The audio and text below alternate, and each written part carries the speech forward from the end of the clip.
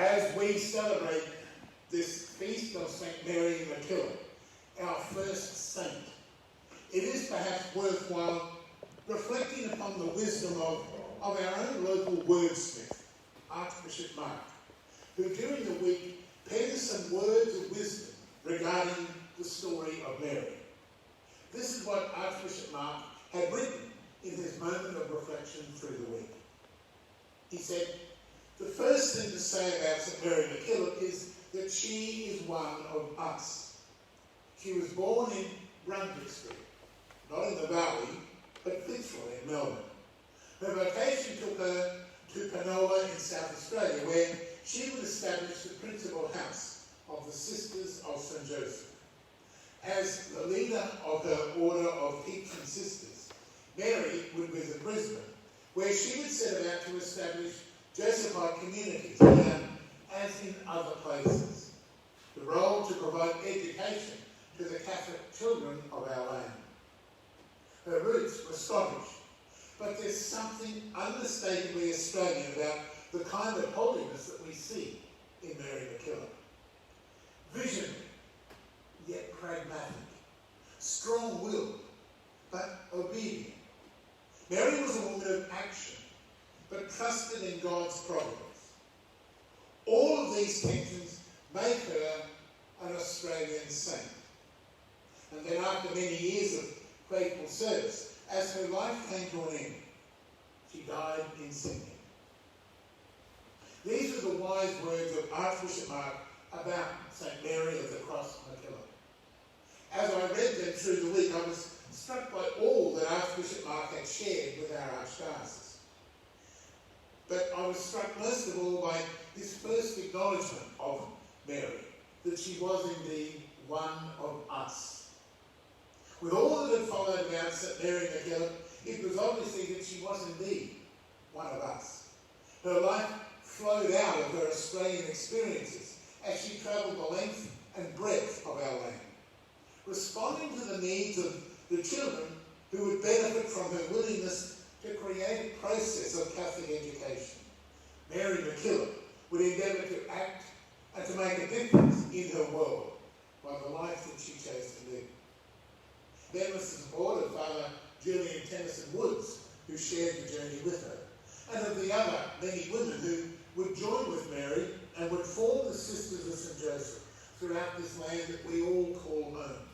Mary and her sisters would indeed make a difference in so many places across Australia, and perhaps even beyond our land. But there was something else about Mary MacKillop. Mary was indeed one of us, as Archbishop Mark has told us, but she may have been just a little bit different from the rest of us. Because Mary would look around the world, this world in which she had grown up, and she saw a need. It was the need to educate the children of this growing country. Mary saw, and then she acted. She was one of us because of her growing up in this land that is both ancient and new. But perhaps the difference between Mary and so many of us is that when Mary saw a need, Mary chose to act. So often perhaps we see the needs of this world in which we live. We feel that someone should do something about the challenges that face our world today. And so often we hope that something will get done, but perhaps done by someone other than ourselves. Mary MacKillop found herself in that very situation as she looked into her world and saw the needs for the education of the children of this growing colony.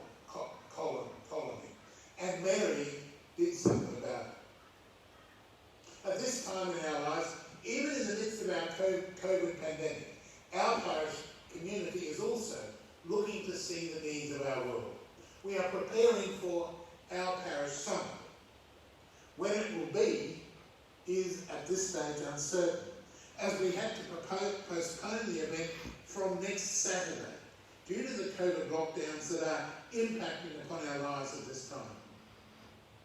But the summit will go ahead, and I will inform the parish when that will happen in the next few days. But in spite of COVID, we are in the midst of taking this time for ourselves, seeing what can be done as people of faith, seeing perhaps what needs to be done by us, and then choosing to act, as Mary herself had done within her own life.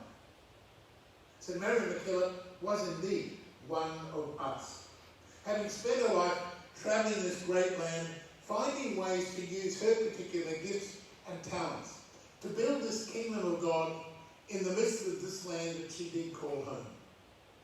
In our lives today, we can now model ourselves on the life of St. Mary MacKillop and choose to step out of perhaps the comfort and safety of our anonymous lives, and then choose to act.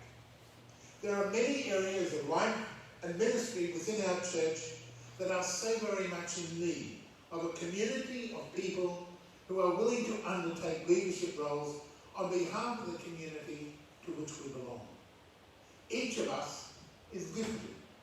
Each of us has been called by God to somehow undertake these roles of ministry and leadership that will continue to build this kingdom of God in the midst of the world in which we live.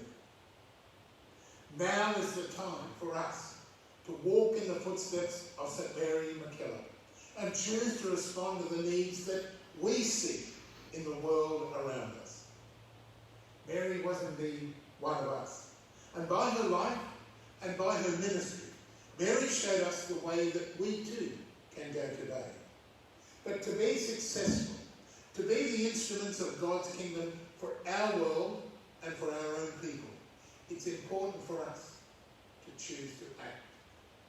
It is now up to all of us to make a difference by what we choose to say and do